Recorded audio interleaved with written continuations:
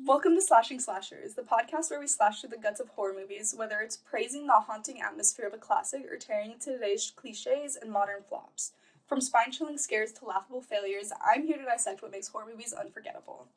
So a little background on who I am. My name is Michaela. I am a creative writing major and a filmmaking minor in college.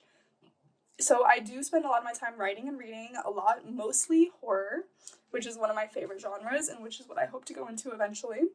I'm also an avid horror fanatic. I go to a bunch of conventions. I like to dress up. I love watching scary movies, and I love commentating on them. So let's get into it.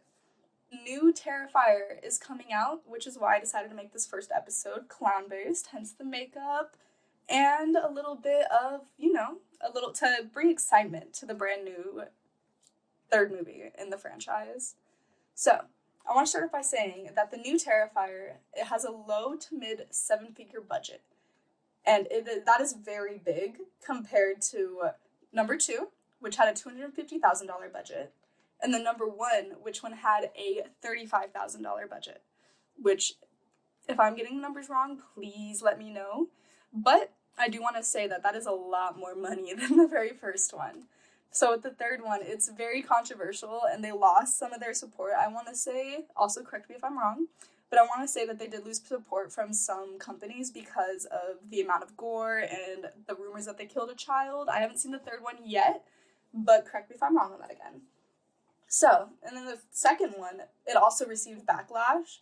People left the theaters, passing out, throwing up, all that stuff, which is also said to have happened in the third one.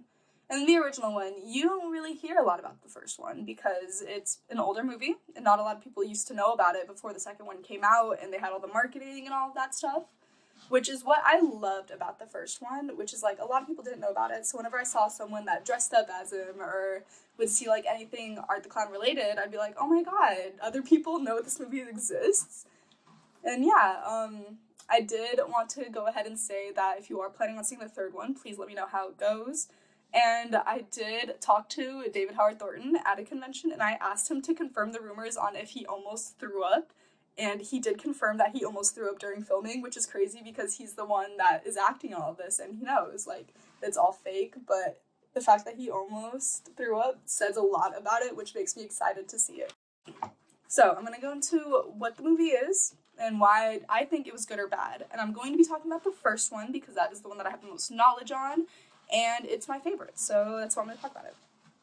So, Terrifier is a movie about a supernatural question mark clown, because I'm not sure if he is supernatural in the beginning, which I think a lot of watchers didn't know that he was going to be supernatural until the very end when he gets resurrected by some, like, unknown force, which is kind of went into the second one with the little creepy pale girl, but that's a whole other episode.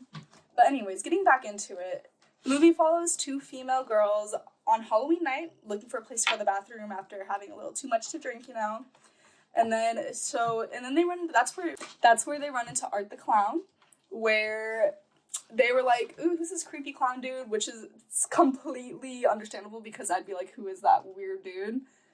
They find a pizza place that they go to the bathroom in, and that's where Art the Clown is seen again, taking a particular interest in Tara, which is one of the main characters. And he just, is like, doing a little smile, a little wave. For the finale, there is a massive finale in a huge abandoned building, which I think is wonderful for this type of movie. Because it's like, I think abandoned places are already scary, and then being stalked by a killer clown makes it even scarier. Like, let's be honest, you guys would probably cry if you saw Art the Clown running towards you, because I know I would. But yeah, and then he eventually kills both of the girls. And then a replacement final girl, which is Tara's sister, comes in, and she survives him, barely survives him, gets super disfigured, which is then shown in an interview at the very end, but that interview is also shown at the beginning, which is very interesting to me, because before that, I had not seen a lot of movies that showed the ending before, like, the whole movie, But yeah, I thought it was really interesting to see that, and you're like, oh, at the very end, it finally clicks in your head, like, oh my god, that's her.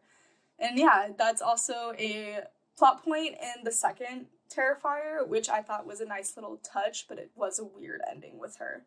Alright, so going into my opinion, and remember, this is my opinion, I'm not gonna try and bias anyone else, this is just what I think about the first one.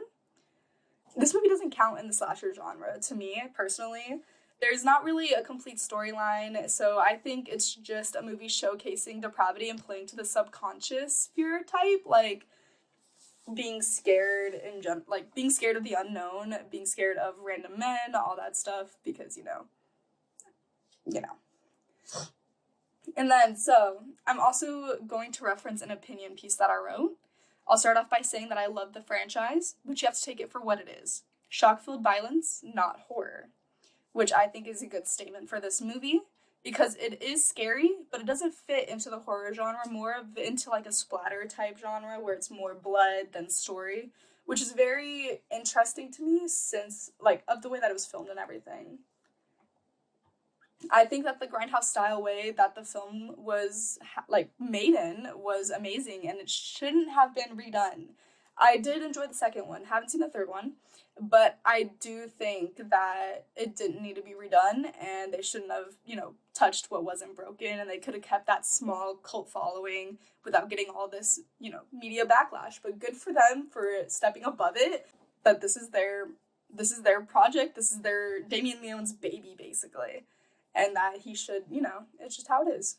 As we wrap up this episode of Slashing Slashers, it's clear that Terrifier and its sequels have made quite the impact, whether you love them or loathe them. I know that it made an impact on me when I first saw them, and I still love them to this day. While it may not fit neatly into the slasher genre, its unapologetic shock value and extreme visuals have certainly carved out a niche in modern horror. And while I can appreciate Terrifier for what it is, an exercise in brutality and gore sometimes, less is more. The original had a raw, underground charm that's hard to replicate in a more polished, higher-budget sequel. As we look forward to Terrifier 3, I can't help but wonder if it's time to let Art the Clown rest. Keep your eyes peeled for the next episode where we'll slash through another horror flick. Stay scared! Remember, guys, if you enjoyed this episode, feel free to check me out on YouTube at Honey Bunny Films, where I make my own slashers. Or if you're interested in more of my opinions and essays, check out my blog, moviesthatwon'tkeepyouup@night.blogspot.com. Thank you!